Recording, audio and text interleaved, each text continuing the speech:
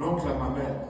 Vous savez, chez nous, il n'y a pas de cousins, tout le monde, c'est frère, ou oncle, ou tante.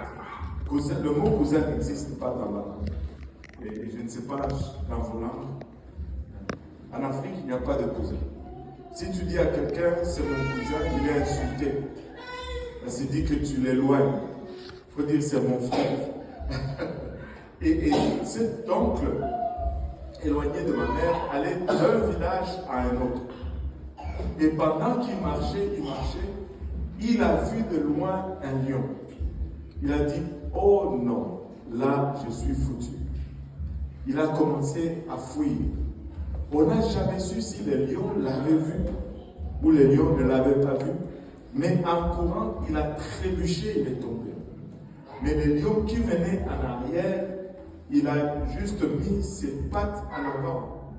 Se sont atterris sur ses fesses. Et quand il a sauté, tout était parti. Ses pattes arrière ont fini sur les omoplates quasiment. Et le lion a continué son chemin. Et lui, il a rampé jusqu'au village, là où on l'a. Mais depuis, il n'a plus été capable de marcher. Un lion a marché sur lui. Et il ne pouvait plus marcher pour le restant de sa vie. Mais David va vers les lions, il les tient. Ça, c'est du courage. C'est pas quelque chose. Non. Mais parce que c'était un enfant, comment il va aller taper le lion? C'est le courage. Donc toi, tu ne peux pas taper un lion. Il y a une limite de courage. Il y a des limites de courage. Voilà une Israélite dans laquelle il n'y a pas de fraude.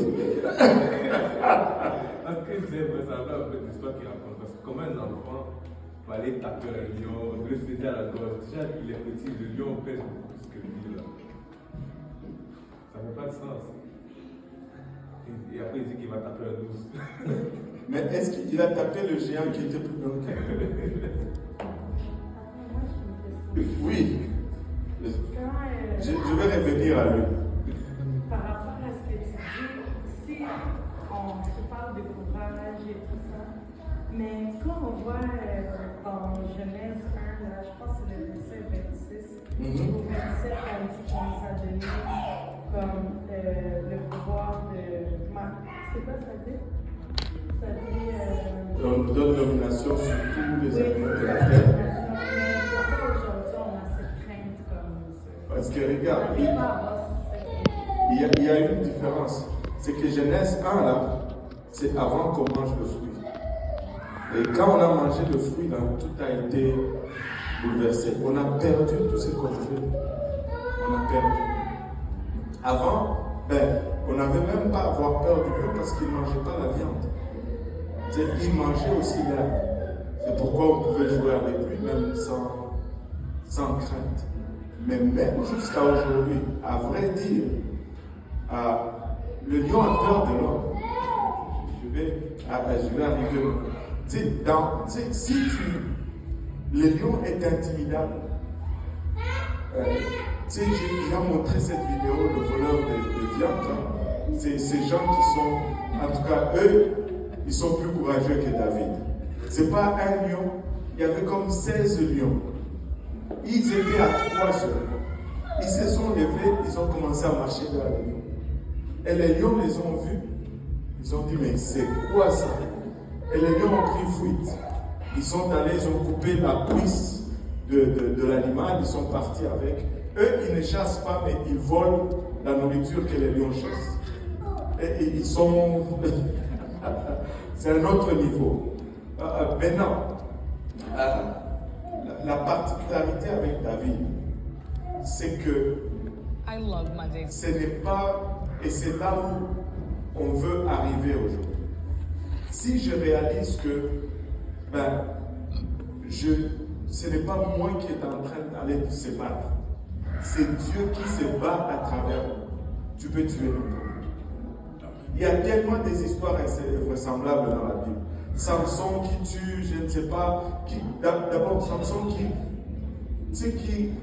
comment il fait pour garder toute cette horde de loups? il les attache cœur à cœur. Parce qu'avec Dieu, tout est possible. Maintenant, le problème, c'est qu'il faut que tu crois seulement. Est-ce que tu crois que tu peux y arriver?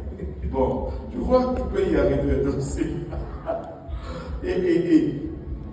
c'est tellement du courage. Nous, c'est puissant. Maintenant, David, s'il a fait cela, et regarde même ce qu'il a dit. On lit un peu ce qu'il a dit, parce que je sais que tu l'as trouvé.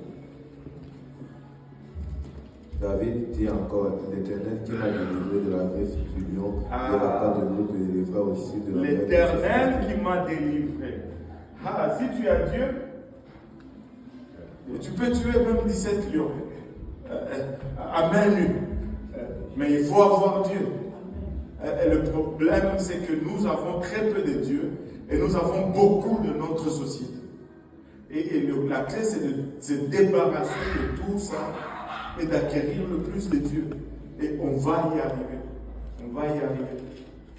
Maintenant, la particularité de la chose, c'est que, avez-vous remarqué que nulle part, et c'est là où je voulais vous amener vraiment, nulle part, au fond, si il n'y avait pas cette opportunité de parler avec Saül, on n'allait jamais savoir au sujet de cette histoire de David qui avait tué un lion et un ours.